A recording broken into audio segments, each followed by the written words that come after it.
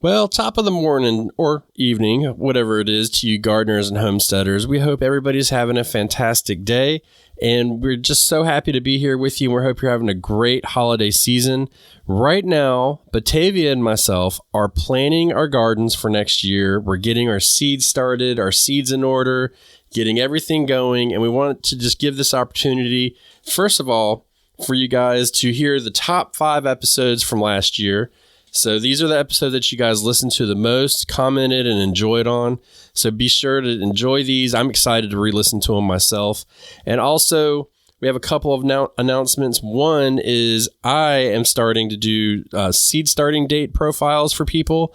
So if that's something you're interested in and you want, we can do a seed starting profile for you. Just email me at sandybottomhomestead@gmail.com.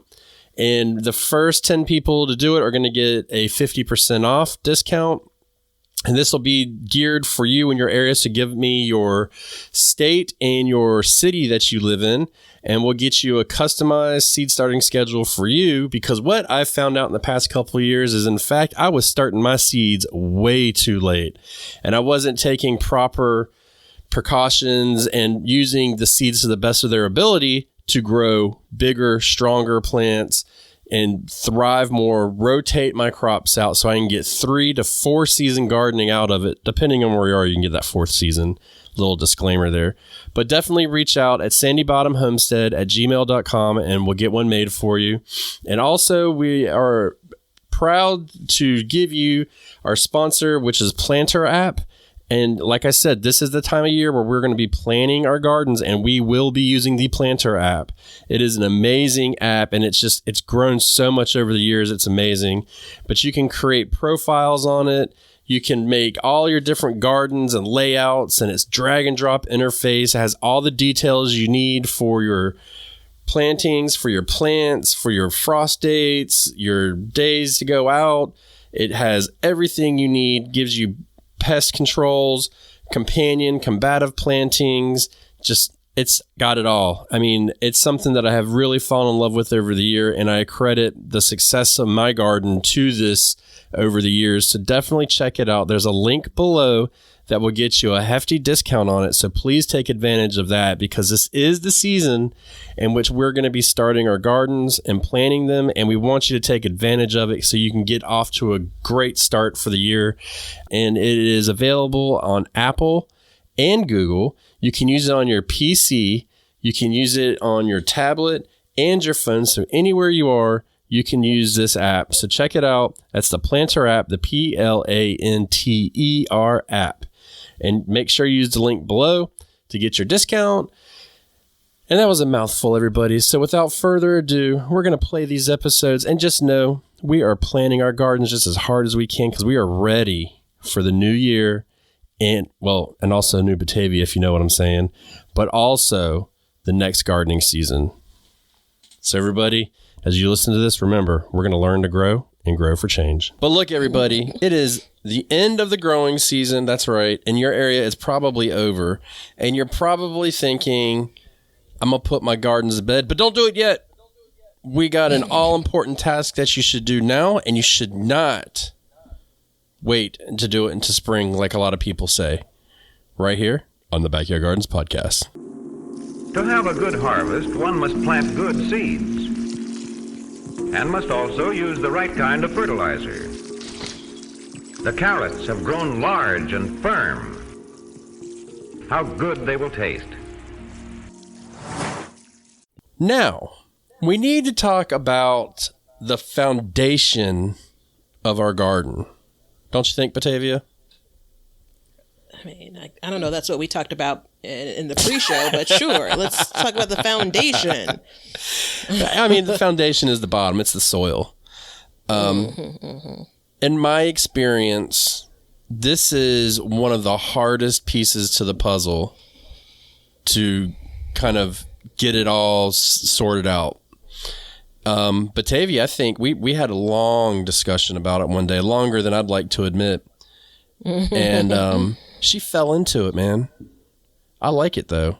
She's got a plan, and it works well. and it seems to have worked very well for her over the years. So, oh, you mean I stumbled into it? Yeah. Stumbled into it, and I don't see a problem with that. First of all, I don't want you to think that's like a stab at you. I think that's how I've done a lot of things in my garden, but this one thing is very important, and it's, before you put the gardens to bed and they're going to sleep, if you can do that, you don't want to just waste that valuable time, because life doesn't stop out there. I think every year I go searching on, does it make sense to make, updates, amending things in the spring or the fall. There's things I would do in the garden where I kind of want to do it, air quote, by the book. But then there are things that I want to do in the garden because it's the most convenient, and after this number of years gardening, like, I know myself as a gardener, so I know what I'm most likely to do or not do, no matter what I say. And so I think when you talk about some of the things I stumbled into, it's funny because it was at a time where I thought it was the proper thing to do. Yeah. So I know it sounds like there's a riddle here, but I think it'll become clear in a couple of minutes. Yeah, no, I mean, we're clearly talking about amending beds. And, for years, I don't even know if I amended my beds for years. I think I always just like topped them off a little bit, but I never put a lot of science behind it or anything. And I always had good luck. And here's the key. Once I started trying to put science behind it, I started having issues. Isn't that interesting? Yeah, overthinking it maybe. Yeah, overthinking it. And that was kind of when we were talking in the last show about, second guessing myself when parts of the lifestyle I don't like that's come out of gardening. That would be one of them. I've gotten some advice over the years of, well, first of all, the main advice was, amend your beds in the spring. Amend your beds in the spring. Do that now. And then it was a couple years ago, I did a couple things in my bed, but one of the things that I did is in the winter, I took chicken manure fresh out of my coop and spread that in my garden, which I don't know if you know or not, but that's like a big no-no. You don't want to put fresh manure in your garden. You need to age it first. Mm-hmm. And but why? For toxins and stuff like that, okay. Honestly, I don't know. All I know is it can make you sick. I don't know totally, but that's one of the big things I've heard. And so I'm like, okay, I get it, especially like large amounts of manure. But my theory of it was, look, I'm not going to plant in this bed for a couple months. So if I put it out there now, it's just going to age in the bed and start to break down in the bed. So what could I be losing? You know what I mean? And that seemed to work extremely well. So moving forward, that's kind of one of those things. And I've started doing it earlier and earlier into what I call the season for me. Because, fall is essentially like a second spring for me, kind of. Not really, but kind of. It's like a race into spring. But reading about stuff, compost is a big thing, too, to add to your garden. Yeah, I think it's the state of the compost when it comes to some experts, whether they recommend adding it in the spring or fall. I was trying to look it up. It's, kind of packaged compost. It's recommended to add during X season, and then fresh compost is requested to be added during X season. I'll figure it out before we get wrapped up. But spoiler alert, so if you're adding compost in the spring, like a month before planting, like I don't have that much time for like the first planting is coming out. So if I'm trying to get some things planted in March, I don't really have an opportunity in February to add compost, right? Like in February, there's some things that are still frozen. In February, there's some things that are still completely snow covered. And so that's why, and this is the spoiler, for me and just my kind of approach, it just makes more sense for me to get these things done in the fall. Yeah. Now, I don't know how much I lose, if you will, am I losing some of the nutrients in kind of this snow-packed garden bed? But I've come to the point where I can't care about that. You can't tell me if this soil is still fit to plant in next year, that if I add some amendments that they just are going to be washed away. I mean, I'm not adding liquid fertilizer, and like, why isn't it feeding my plants 8 months later? I'm not saying that, you know.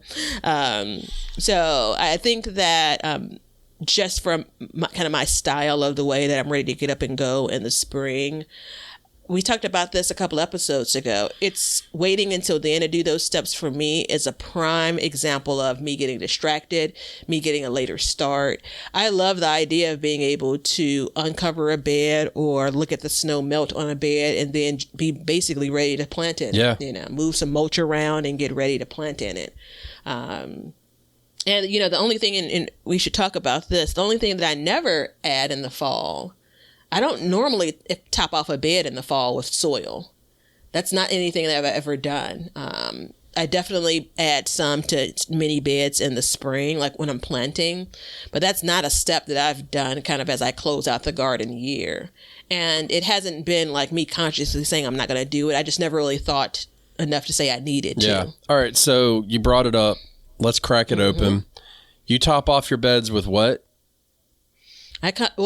So it's going to be a layer of compost, and I'm terrible about these things, you know, since I use bag compost. If I have a 10-foot by 4-foot bed, that may be like 2 to 3 bags of compost. Maybe it comes in at an inch and a half of compost, if I had to guess.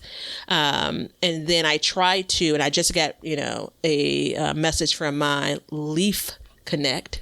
And I try to add some type of mulch product, leaves, straw. I try, emphasis on try not to leave the beds bare. Right. And that's it for fall for me. Right. And then in the spring, you come back and you top off with... It depends on the bed, and depends on the year, depends on, you know, when I'm planting there. But in the best version of this in the spring, beds on the concrete patio, which I know are losing soil right as we speak, right? You know, so I'll come in with some fresh soil. So that's a good example of making the distinction. I probably won't add compost to the beds on the concrete patio unless I'm planting in them. Right. Like if I'm putting garlic in them again this year, I'll add some compost. But the rest of them, I'll leave them, not amend at all, just add some mulch potentially. Right.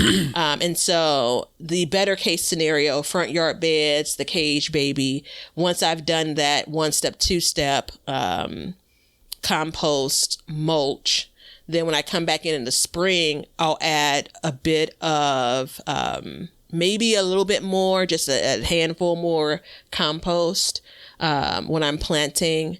And then when I have the kind of now bare beds, not amended beds on the concrete patio, I'm starting off like from day one, I'm adding more soil. Right. Because I've probably, for a bed that sits 10 or 11 inches tall, I'm probably at like 7, 8 inches of soil left. Right. So I'm topping those beds off, adding fresh compost. Fresh, I mean just like it's out of the bag. And then again, my intention is to plant in them.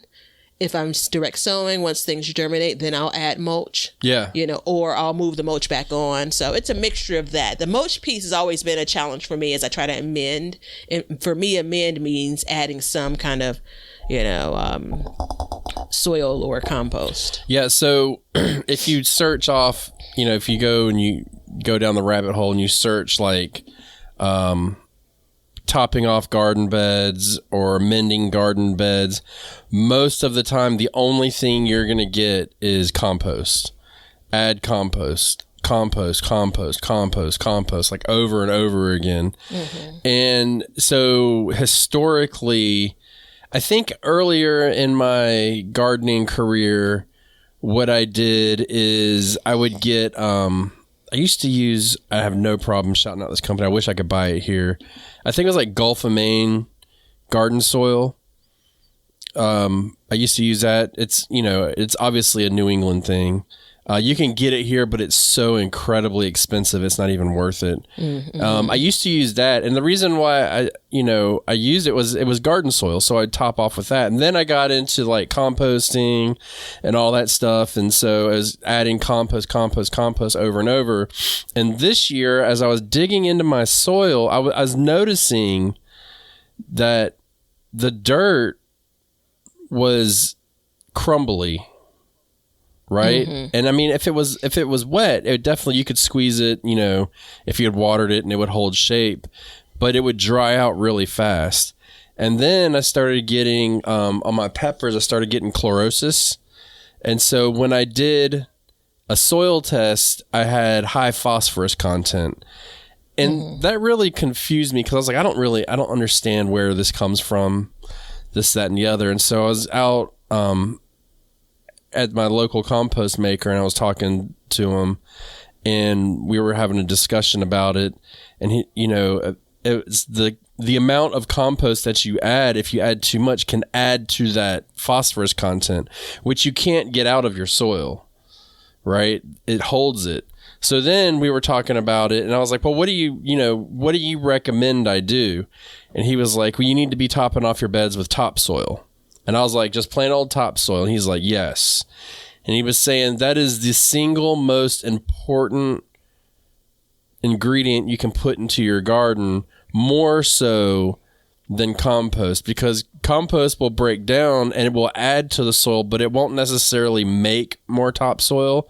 So you need, if you're going to, because, you know, as the beds settle, that organic matter doesn't really totally break down evenly. So you need to add this because it helps with the transportation of, look at that big word, of nutrients going to the plants. So it's very interesting to me. And so then we started talking about, well, like spring or fall or winter. And this is for my area where we don't get a hard freeze.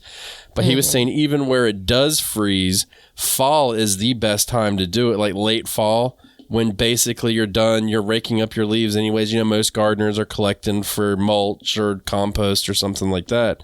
And then doing as you do, topping off.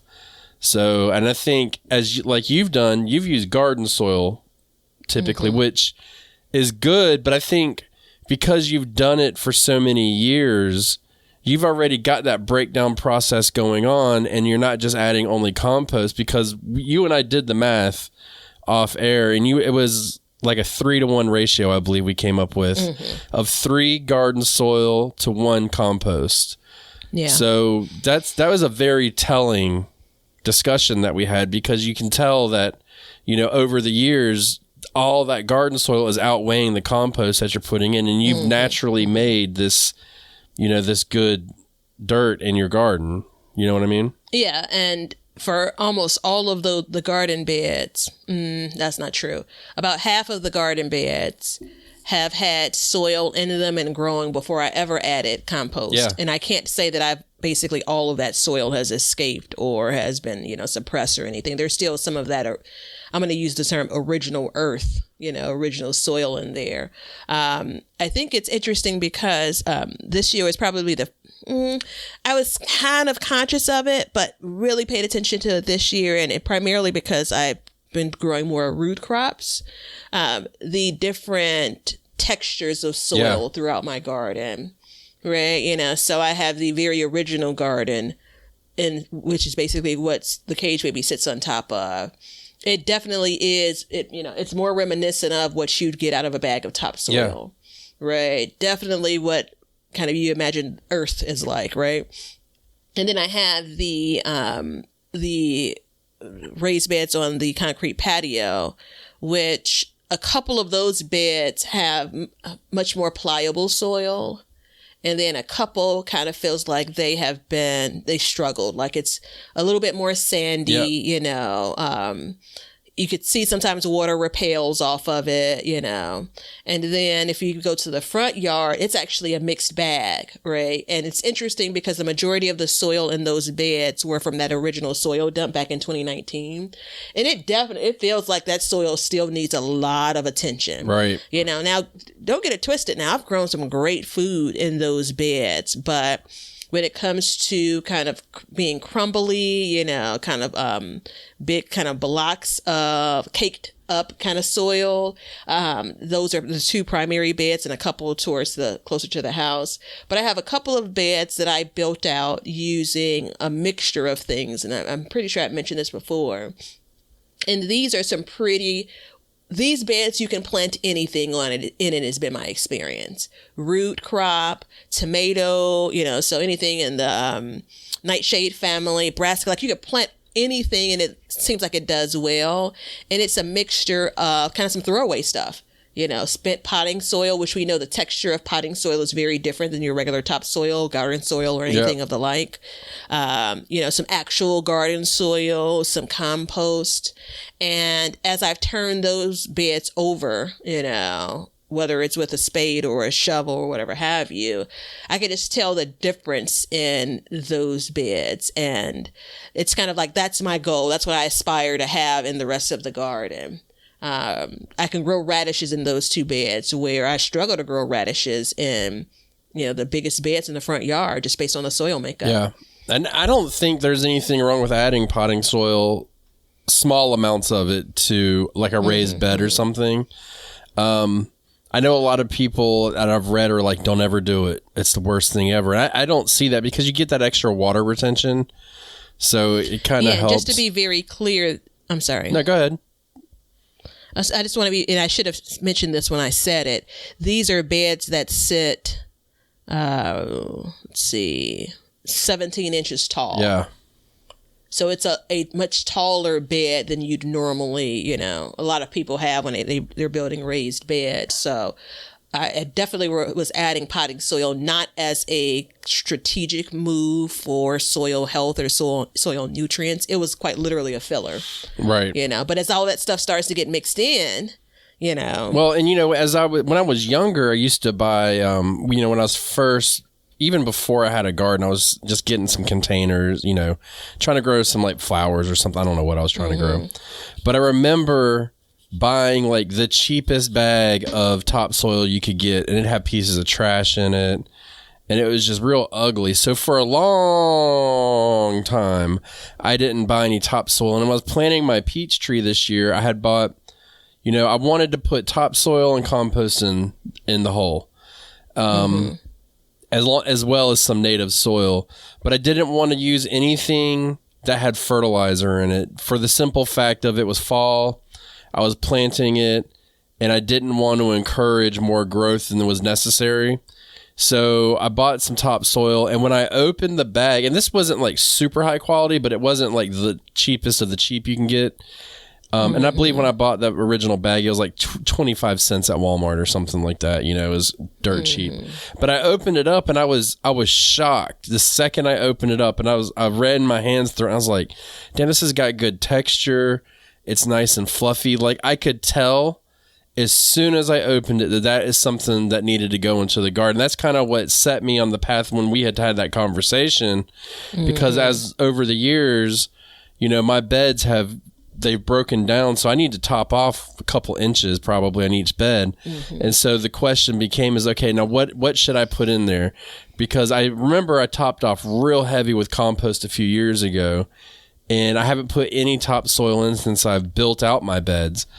And I was talking to my friend again, and he was saying that he had 2 people come. One person filled up their beds completely with just topsoil that he got from them, and the other guy used a combination of like bagged soil and compost, and they planted. And then the guy that did the combination also gave his neighbor, the other guy, his plants that he grew from seed, and they both planted them. And he said within a month, that guy came back that had the combination and said, I need to get more topsoil. I need to pull it out because the plants were growing so differently. And he was like, what did what is the difference? And he's like, all I got is topsoil. That's it. Nothing else. And I think the word topsoil gets a bad rap. You know what I mean? Because we think that everything's poisoned and ruined and stuff like that, when it's just the natural things that things grow on all across our entire planet until we get into it. So I have some topsoil in my garage, and I purchased it for the purpose of topping off some beds. I purchased this back in the spring. Topping off some beds, mixing up my own container mix, right? So I also want to be clear, from my experience, topsoil or even garden soil is kind of heavy for most of your containers, right? It definitely needs something that's a bit more light, as drainage is always an issue with my containers, and wanting that to make sure that it's not holding too much water. So something like topsoil is pretty heavy, and when you put it in a raised bed or in ground, it has the earth to naturally kind of drain, right? And so I think that topsoil, one could argue that there's a bit of marketing in, you create a whole other brand of garden soil, and then for decades it's recommended that you only use this in your garden, and you use topsoil when you're planting, grass or something, right? Topsoil is generally cheaper always than your garden soil bags. So there's a bit of that going on. But when you open up topsoil compared to garden soil, you can look at it and see the difference. Clear. If you open up all three of them, potting soil, garden soil, topsoil. And I don't think I'll ever add only topsoil to a garden bed. But I do think as we're looking at amending our beds, it could make sense for me to add topsoil to the one bed that I had the mixture of the spent potting soil, the one that I said is a little bit more pliable. If I feel like perhaps it's too pliable, there's too much drainage happening, that could be a nice amendment. Yeah. If you have to do like bulk topping off, like your beds have just broken down and they're compressed, then I think topsoil would be great for that, because it's cheaper and it's a good base to start with. You know what I mean? Mm-hmm. Does that make sense? Because if you open up garden soil, like it's clearly got chunks of wood and stuff in it, like bigger, much bigger chunks of wood. Yeah. And a lot of them are shredded if you get like a quality garden soil. But then you can start to mix from there if you wanted and add a little bit of this and that. But I think as a whole, like for me, because I have to top off so much this year, and I'm going to come back in and add garden soil as well. And I'll even add some compost, but nowhere near the amount that I have been. And so it's, when you come into the fall and it's like, okay, now it's time to put the garden to bed, you can start to work these things in as needed. You know what I mean? So I wouldn't add everything all at once, especially because I planned like one of my beds should be empty in the next month or two. And so it's just going to rest, but I wouldn't just top it off completely right now. You know what I mean? I would kind of start to work into it a little bit and do a little bit one month, and then the next month really add in. I'd probably add in my topsoil first and let that just kind of work in because of my situation. And the fact that like my soil is so crumbly, and let that work into the entire bed, and then come back into the spring and then add a little bit more of something else. Is that the method that you do, or? Well, it all depends on the where, right? Like, so I have access to all three of those components: potting soil, potting soil, compost, topsoil, and garden soil. I don't know if I named all four of them, but you know the four I'm talking about. And a good example is because I grow in a lot of containers, I'm dealing with a lot of spent potting soil, right? And so it depends. If I have a bed that I feel like nutritionally, and this is all by gut, and I'm not even trying to say that I'm getting it right every time, nutritionally, that it's sound, I may be adding some of the spent potting soil, right? Like if I keep on adding things to the spent potting soil to make more potting soil, I'm going to have too much potting soil, right? So I think it's really like you have to figure out what is going to work in your garden. The front yard flower bed, and I realize I have you on this other screen, and I know you're looking at me saying, why is she looking over there? The front yard flower bed, I've never added what you would consider the good stuff to that. You just treat your flower. Listen, I'm just trying to tell you. So it was originally the little bitty round flower beds that you see when someone's dug up a tree. Yep. It started with that. And then for the kind of over the years, I dug up a little more. And then finally I dug up the entire space, which is about 22, 23 feet or something, maybe 20 feet, call it that, across. And the most of that soil is the soil that was underneath that bad grass. I could never keep grass healthy. And so when I started building up just a few, like maybe a foot up, I was adding, crap soil, right? It's like you don't want to put the good stuff where you're growing these flowers. I know some people are just screeching. And every year that I had soil that I needed to kind of get rid of, if you will, I just dump it in there because that stuff gets compressed too. Wood chips, there's all kinds of crap in there, wood chips mixed in with soil. And so I say that to say, I mean, again, I'm going to brag on myself. It's a showstopper now. Yeah. Things grow beautifully in there. I'm not growing food in there, so we have to kind of put an asterisk by that. But I think it's a good example of kind of soil or, kind of garden spaces or what you make of it. Well, I think that leads to a good question too, because a lot of people think you have to make a raised bed in order to have a garden. And I mean, the question becomes, do you even have to do that? You know what I mean? I don't think you do. I'm going to go ahead and say that because just like you said, like you've added whatever you want into it. And over time, like it's continued to mix and it gets into the native soil that's there and you're putting your plants in it and you're growing them. And, I do the same thing. Like my back bed by the greenhouse, I add, that's where I put a lot of my scraps and stuff in. And that, if it got more sun, it would be my best bed I have. But it just doesn't get as much sun in the fall, so it doesn't do as well. But I add all that, all of the old potting soils and compost and stuff like that. I don't even think about it. So I think you're naturally, and you're doing it in small portions too. So you're not really twisting up the biology of your soil either. You know what I mean? Yeah, so a short answer is raised beds are absolutely not necessary. Right. And so we've gone down the road. If you're a gardener, you probably already know this. If you're new or thinking about gardening, maybe you don't. But I think there is an aesthetic, but I think a lot of people kind of either don't want to wait until they can create a healthy growing space with the soil they already have in the ground. And then I think that some people truthfully just have shit soil and they know it. And so building out raised beds allows you to control that a bit more, right? As you bring soil in, so again, I planted out my front yard garden after years of, kind of growing in ground in the backyard. And then also after years of having raised beds in the backyard, right? So that was kind of my way. I was sitting and trying to think with one ear and listen with the other ear. I went with metal raised beds, which are kind of sharp looking, right? When I turn down my block, I can see them, right? I only did that in the front yard because I did want something that was a bit more spectacular than wood. Yeah. And I don't know that I thought a lot about, again, them sitting, 17 inches high. Yeah. I didn't think a lot about that. Because they're still not convenient enough for me to not to have to bend over a lot, I still gotta do that. And look, by May of each year, my back knows it, right?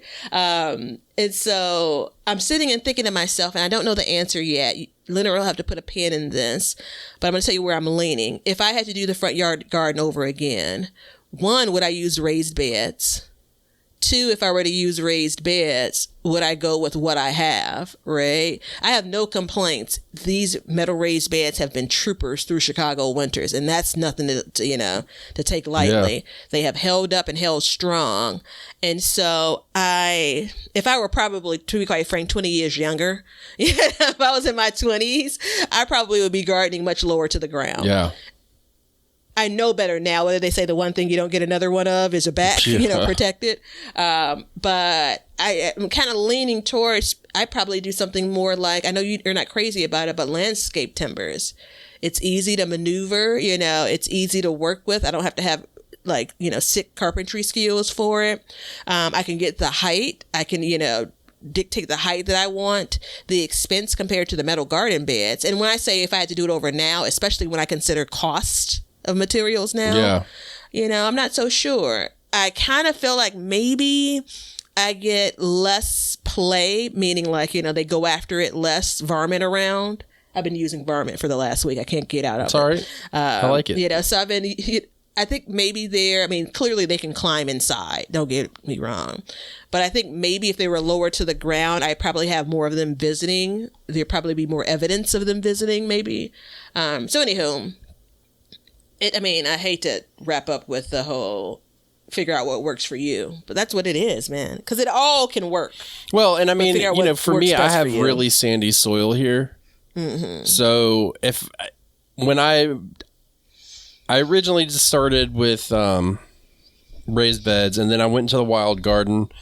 I tilled it up, and I pulled roots out of it for days, and then it'd rain, and then more roots would come up, and then I tilled it again, and I just never really could get a hang of growing in it. And I would amend it and work on it and all that stuff. Mm-hmm. So then I went to do the raised beds, and then I ended up getting what we all know as fill dirt.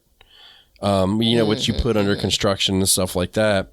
But even though I have that fill dirt in there now and I'm working to amend it and make it better, I still feel that I have a better base to work with.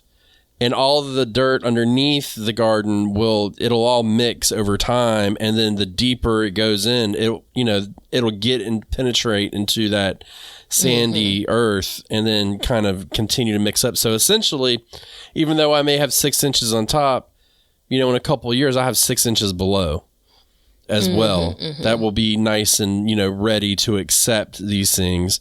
So, it's interesting because when it was positioned to me that like, hey man, topsoil, regular native topsoil grows every single plant you see. Why should it be any different for you to grow your food?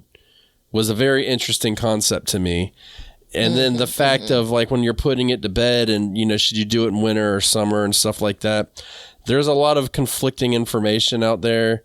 And for me, it's always made sense to kind of add it in the fall and late winter, well ahead before you go into spring. So 1, it can all start to break down.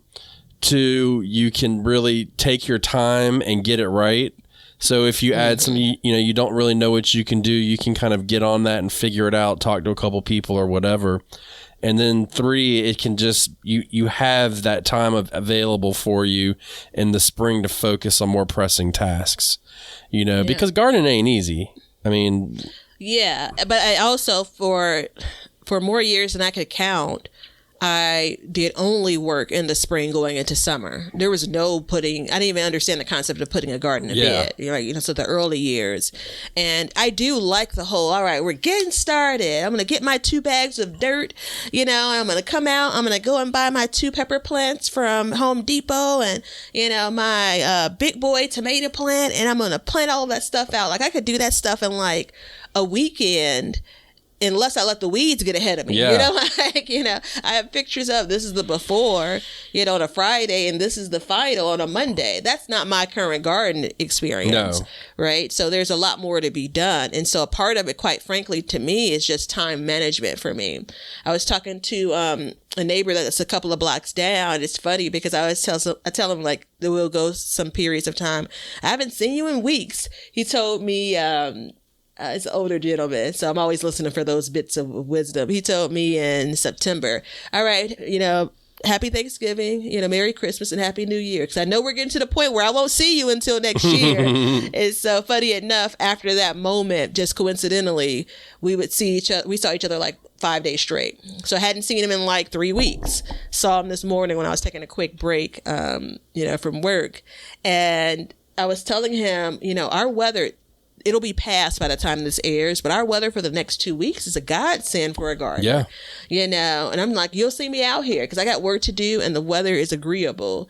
And so it's a great opportunity, and someone hold me accountable. If you hear me singing some sad song next year, like, well, I didn't get a chance to pull up my sunflower stalks and, that stuff is still out there because I'm feeling good. I had a little bit of, some sniffles and things, but I'm past that almost. And so I'm like eager, like I got my second wind, if that's a thing in, November. Well, and that's like me. Our first frost date's coming up and we haven't had a frost yet. and we don't have one in the forecast yet. And I'm checking every day to see what the new day is going to bring, and I don't see anything on the horizon. So it just gives you more and more time to go out there. And it's like this time of year is my busiest time because I'm working on everything. I mean, it's my buddy just called me. He's like, "Where you been?"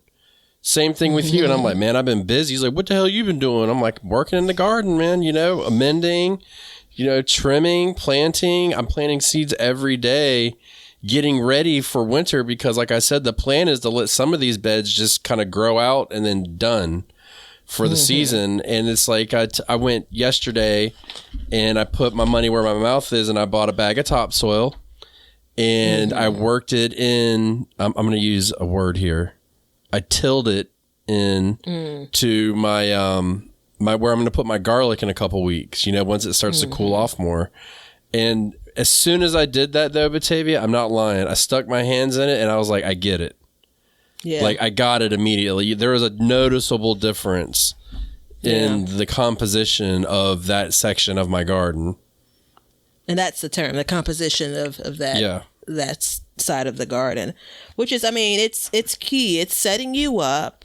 Well, I think I'm going to say for those in the back, it's setting you up for success next year. Like in sentence, right? And I think that anything that you can do now, while it's at top of mind, then I'm team do it, right? Now, if you're out here, I'm sorry, I got a note about some water backing up in the basement. And I went to the basement this morning. I'll have to check when I get done from a neighbor. So if you're out here and you can't get to the stuff until the spring, please don't say, well, I'm going to wait until next year to garden. Like that, it's okay, right?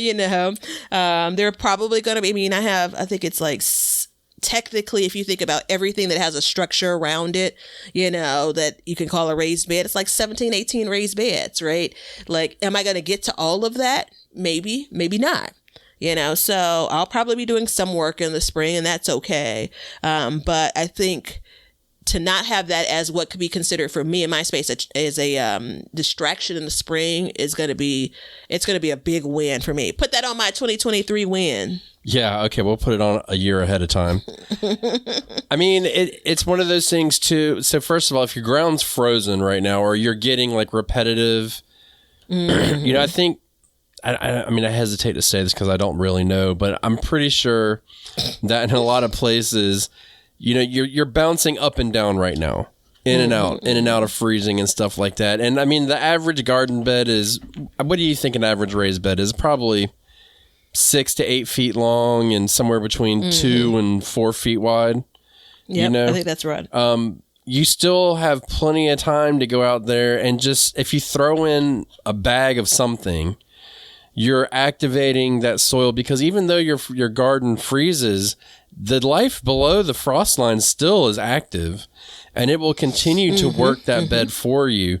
And when I was living up in Massachusetts, I would take a tarp and lay it over my beds, like a black tarp. And I would let them, when it first started getting real cold, and then that would keep that soil warm and it would allow it to kind of be a little bit more active for a longer. And I would rotate that around. So in this time of year, it'd get freezing and then warm up. It'd get freezing and warm up. And every warm spell we had, I would move it to another bed. And then as it would go through, and I didn't have 18, 19 beds or, like I have, or like you have, or 10 beds like I have now. But even then, like I was able to get around in a month's time and have that stuff still active and be amending and adding stuff to the beds constantly. And that always seemed to kind of work for me. So, unless you're correcting something like PSA announcement, don't just add compost to your garden only. There it is. You think that's safe to say? Yeah, I think it's safe to say. My mother, because we're not at the point where she's going to ask me about socks. We're not there quite yet, but we are at the point where she, like every other call, which is a couple of times a week, she's saying, your garden's about done, isn't it? Yeah. And so I have to say, well, yeah, because a lot of people think about the garden as tomatoes, cucumbers, and she knows that I'm not growing that, in October, November. But I'm just like, I'm still out here picking greens, and just generally like greens. And, she generally knows what I'm talking about when I say greens. And so I think it's interesting because this year in particular, the blessing of like this, my frost is going to come later than predicted as well. Which, I mean, I pray for every year, and here it is. Yeah. And unfortunately, this is the least prepared I've been, but whatever, we're here. And so I'm looking at it now and saying, I have time to do these things, which is great. But if I go back to the time when it comes to the things that I was trying to sow and grow, I literally have like 2 more weeks minimally. And I'm talking about with no protection whatsoever. Like, the garden gods have given me 2 more weeks of true fall weather before it gets uber cold. And that's awesome. And so I'm trying to make the best of it. So that's a part of like strike while the iron's hot in my mind. Use the time you have when you have it. So are you sewing still? No, I'm not. And I wish I thought about it 2 weeks ago. I thought about 2 weeks before that. And if I would have just done it when I thought about it. That's why I've been like, I was the same as you, because we got like a little cold snap and I was like, there it is, it's done. And then as I was looking, I was like, wait, it ain't done yet. So I've been going out there and like I keep sowing like my turnips and kohlrabis and radishes and stuff like that. Just trying to keep, because I'm like, look, if I've got 2 weeks, I can potentially get stuff up to where they're already, I don't want to say frost resistant, but they're cool weather crops as it is.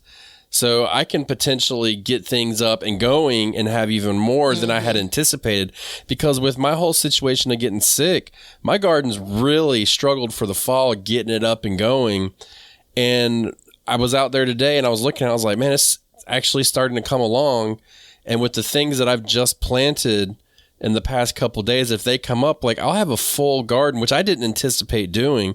Now I still will harvest and let them go to bed like I had initially planned. But I mean, I don't know. It's going to be interesting. But the longer it stays warm, I mean, you just, like you said, strike while the iron's hot, man. Yeah. Now it's funny because I've been trying to sow for fall since July.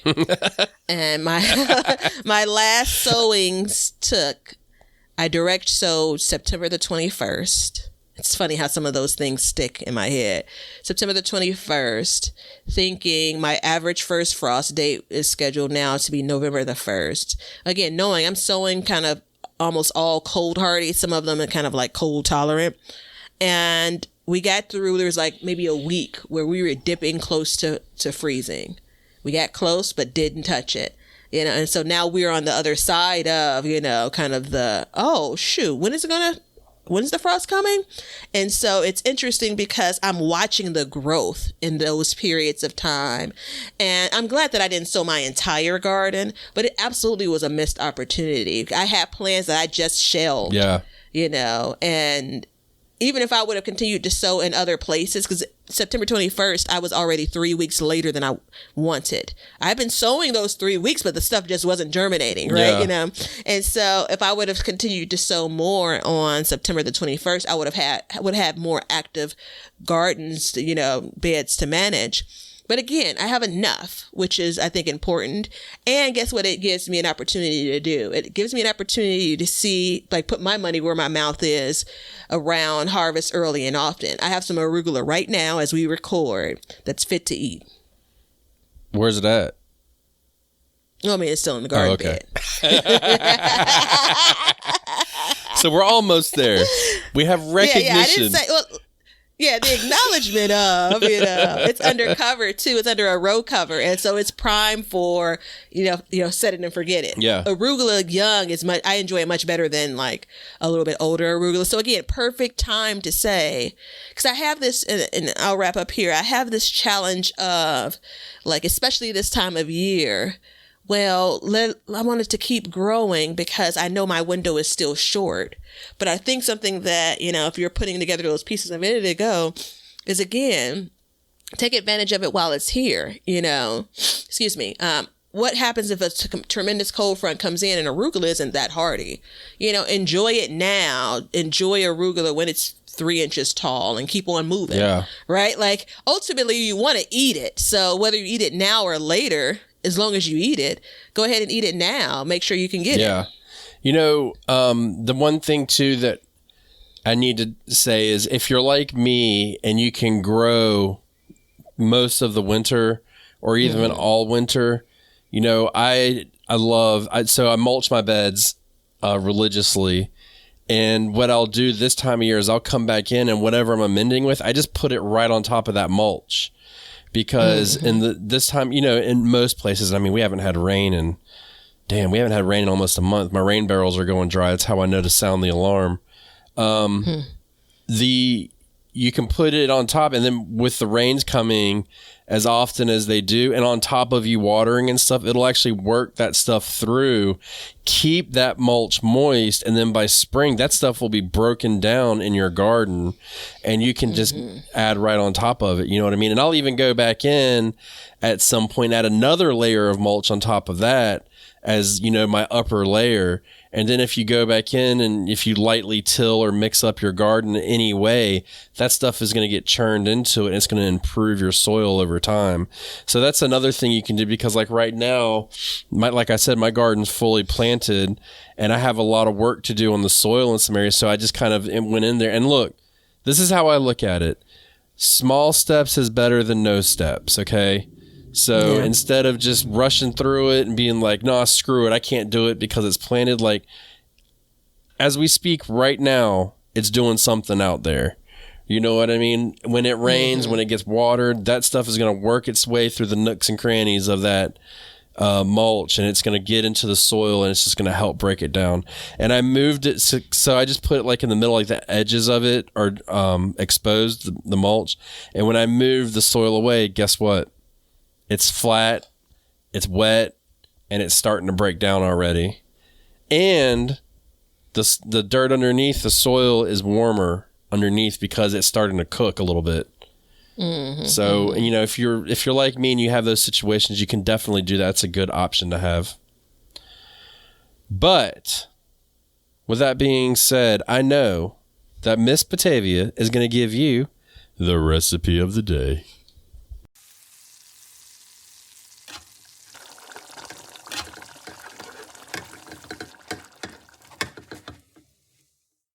So I was so glad you didn't say a banger recipe of the day. I needed you to play this down a bit. So as of the recording, I am finishing up with some of my late season summer crops. So I'm mixing up recipes and preserving things. And I got some bangers, but at this point, it's going to be like December by the time you hear this. And I'm not going to tease you. So I'm going to give you something that can be used and probably is still useful to you now and 365 days a year. I'm going to give you 2 different types of season blends. And I'm getting it out of the... Dude, that's a banger. Blue. I love that. Yeah. I knew you would because it's herbs. So I'm going to give it to you out of the Ball Canning book, the all new Ball book, Canning and Preserving, Book of Canning and Preserving. This is pretty par for the course, though. They've not come up with anything magical. Italian seasoning blends. It's going to make about 6 tablespoons. So double it, triple it, quadruple it as you see fit. So it's going to be dried herbs and a mixture of garlic powder. Now, this is key because you need to go into that closet, into that shoebox where you put your fresh herbs like months ago that you were drying, and go and get those now before you forget about them. You're going to use 2 tablespoons of dried oregano, 2 tablespoons of dried basil, a tablespoon of garlic powder, 2 teaspoons, I said teaspoons of dried thyme, and 2 teaspoons of crushed red pepper. I never add crushed red pepper in mixes like this. I like to control even that small set of spice. But mix it up together and you have an Italian seasoning blend. Sorry, Janet Jackson got in my head right away. All right, so second one, and they actually have a bunch here, but I'm only going to give you 2. Second one is a smoky Mexican seasoning blend. So this makes about 1/3 cup.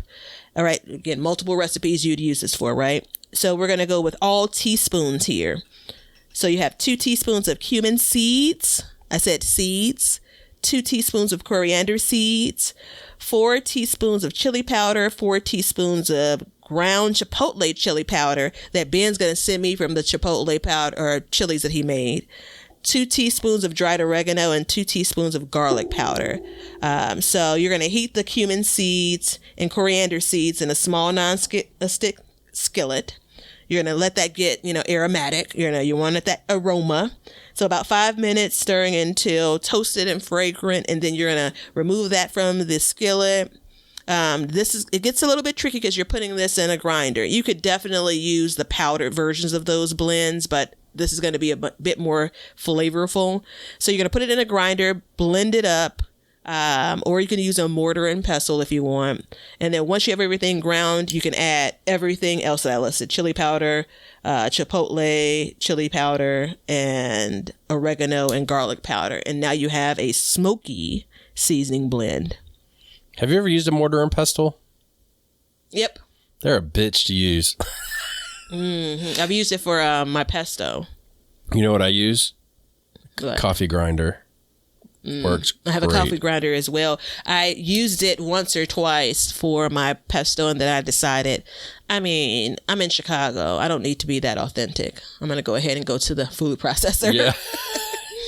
Yeah, well, especially when you're making big batches. But I got excited because, man, I love seasoning blends, but the stuff you buy at the store, man, it can be so hit or miss. And by the time you go through and try it all out, dude, you got a whole rack full of stuff that you're just like, ugh. Yeah.